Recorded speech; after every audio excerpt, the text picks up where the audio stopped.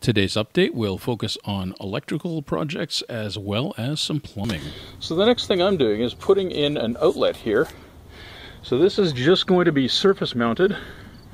This is all going to be tucked into the back of the closet. And of course, the GFCI. And we've got a lovely cover that's going to cover it up so that we can use various appliances outside.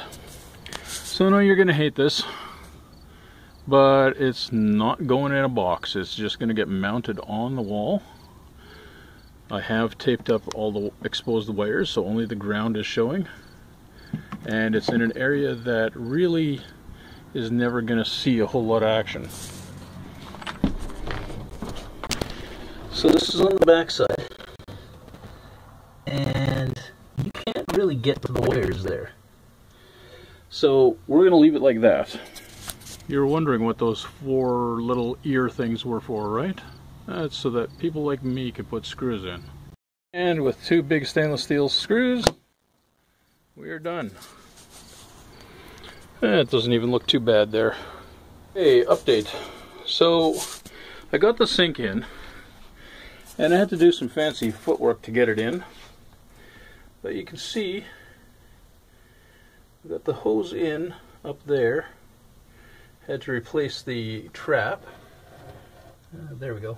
Had to replace the trap and fold that around. And a big long sweeping curve out into the bottom there. Not sure if you can see that. There we go. And that just goes straight outside. Backside, that used to be a garden hose fitting, and it turns out those are a lot harder to get where I am. So what we've done is just use the 3/4 inch pipe fitting, and it's not mounted solidly. It's got a little bit of flop, but for the most part it doesn't move around, and that little bit of flop doesn't let it come out. Currently the water inlet is not attached to anything and has seen better days. And our water tank outlet, or our water tank inlet for filling up the inside water tank, is not connected to anything because, well, there's no water tank. Now we do also have, tucked in underneath here, we've got a 5-gallon water jug that we use for capturing the sewer if necessary. And some places, if we're just using straight water in the sink, it's not a big deal for rinsing hands or something like that. Other updates. We did get the porta potty in, and the wall is in place, although it's not permanently fixed. And we do need to put a bit of love and attention on there. We do have some wallpaper that we're thinking about using, so that's up next. Okay, so what we've done is we've taken a couple of these pails, we've split them up, and now I'm welding them back together. The idea is that eventually this is going to wind up being 1/4 of a water tank. I've taken the measurements and everything seems to be working all right.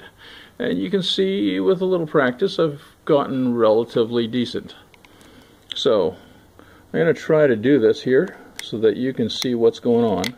Now this is it's an old soldering gun that I've had for ages, and it has 2 levels. So if you listen closely,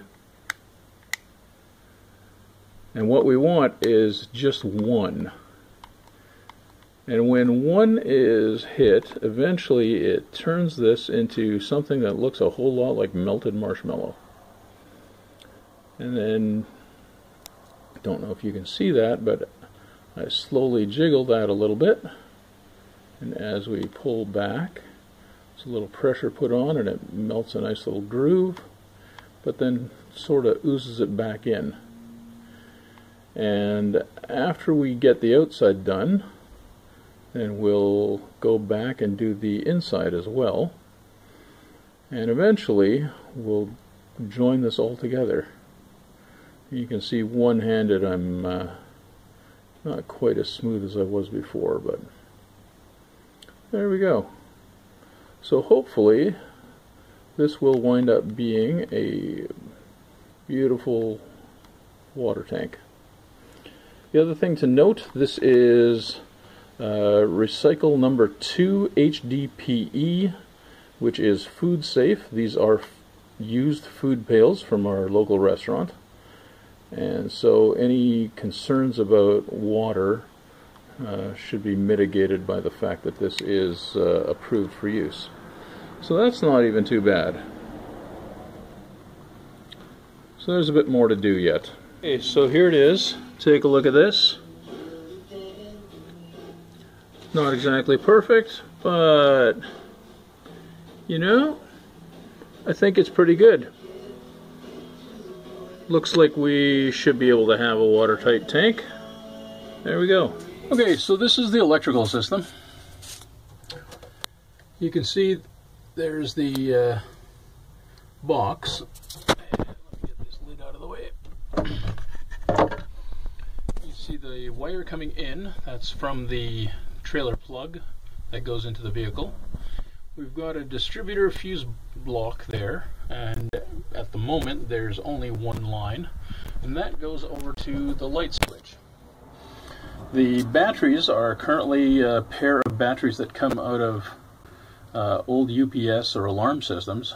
Because of my workplace, I have a relatively ready source for these, and we get them out of old ones. And of course the wires are a bit of a mess, but this is where the lights are.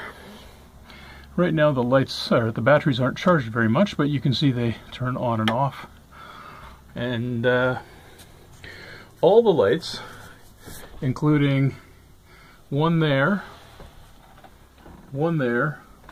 and this under cabinet light, all run off the same switch and all pull less power than what one of the original lights do. So that's kind of the electrical system right now. It's a bit of a mess, but that will get tied up and neatened up eventually.